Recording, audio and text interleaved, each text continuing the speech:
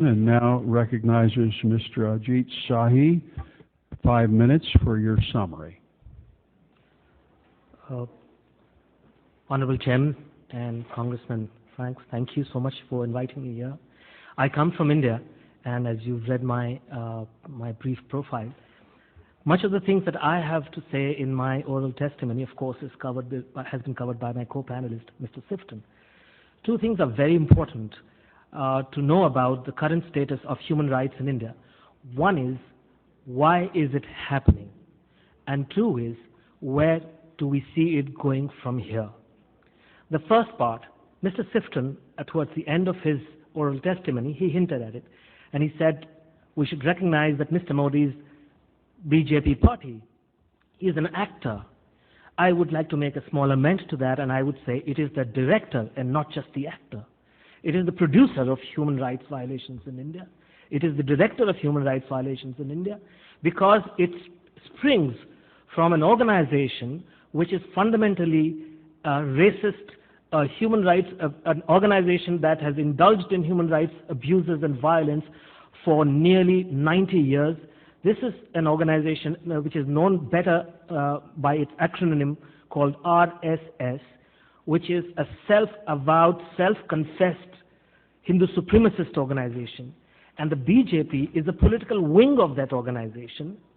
And Mr. Modi is not only the best-known leader of that organization, he is also the Prime Minister of India, coming from the BJP, which is the political heir, the political wing of the RSS, which part of its documentation, part of its core principles is to turn India into a Hindu nation where non-Hindus, who are about 20% of India's population of 1.3 billion, the non-Hindus such as Muslims and Christians, as well as Sikhs, they do not have any rights, or they have far fewer civil and political rights than Hindus have. That is a stated goal of the RSS, and that is how it has been since 1925 when this organization was set up.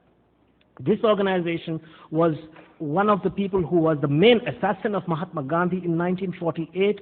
There has been lingering doubts about his involvement with this organization, even though this organization has consistently denied it. The fact is that he worked very closely with members of this organization back in the 1930s and the 40s before he went on to assassinate Mahatma Gandhi, who upheld the principles of secularism and India being a diverse country, as Congressman Trent Franks noted. I want to talk about the fact that what has been happening with the rise of Mr. Modi's government is that the hate-filled and bigoted ideology of the RSS has become one of the big motivations behind the widespread human rights violations across India, especially since he became Prime Minister. So we need to understand why this is happening. It is not as if this is happening, this is being done externally by some other people. It is being carried out by people who are connected with the government of the day, and therefore who will have the courage or the conviction of that courage to carry out any kind of counter, presenting a counter to such activities. And of course, we have talked about the Dalits. I'm very glad that you have talked about the Dalits. You see, the ideology of Hindu supremacism is not limited to abusing India's religious minorities. Indeed, the rigidly hierarchical caste system of the Hindu society has for centuries discriminated against those lower down its chain to such an extent that they have been the infamous untouchables of the Indian society. And then we need to add to this list India's 15% tribal people who have traditionally inhabited vast forested stretches, millions of who have been forcefully dispossessed of their lands and homes over decades to make way for industrial projects, as you noted just now yourself. And that is why, as a result, thousands of them have been fighting back, in my view, in the view of many of us, in a misplaced fight back. But nonetheless, there is an armed insurgency raging through the central Indian forests today as we speak here. And as a result, what has happened is that paramilitaries are now the only government across much of central India where such insurgency has caught momentum in the last 15 years. And this has led inevitably to massive human rights abuses by local police and the paramilitaries, because they target innocent people, the innocent citizens of India, and put them in prison for on false and charges and fabricated evidences. This is something, as you noted, Chairman, Honorable Chairman, I have covered in my journalism through the years. We've seen, I don't want to talk much about the state of Jammu Kashmir, which is a northern Indian state disputed by Pakistan since 1947 when the two countries split from British India. They gained their independence. But the fact that since 1989, especially since 1989, the Indian Army has had a very strong presence in the state of Jammu Kashmir.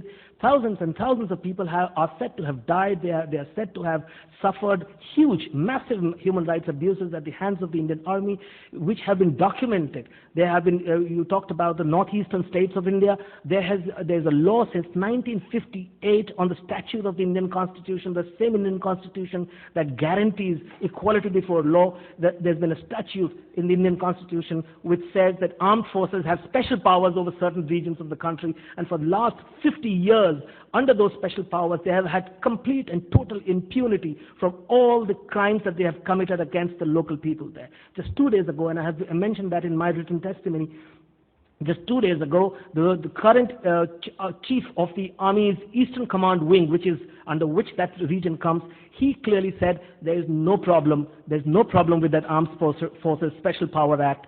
It's all fine. Whereas the Supreme Court of India, in its own judgment, and commissions headed by Supreme Court judges have time and again said that this is a completely ridiculous law. It has caused the violations of human rights on an industrial scale, and they should be done away with. I just want to talk very, very briefly about the commonest forms of human rights abuses and violations of civil liberties. How do they manifest? One of the forms is extrajudicial killing. It might really come as a surprise to this commission that on an average 6 people a day are killed in extrajudicial manners in India, in prisons or in the custody of the police. More than 6 people a day, an average that has only increased over the last 15 to 20 years. When towards the turn of the century, this average used to be about 4 a day. And that is what has been increasing. Across India, well over 1,000 people die every year in the custody of police or in prison.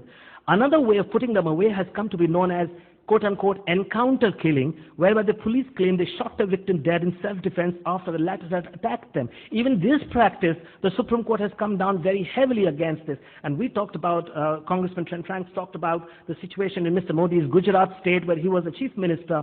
This practice of encounter killings was a real menace in that area, in that state, until the bunch of police officers who were responsible for the succession of such killings were caught, they were apprehended, they were accused.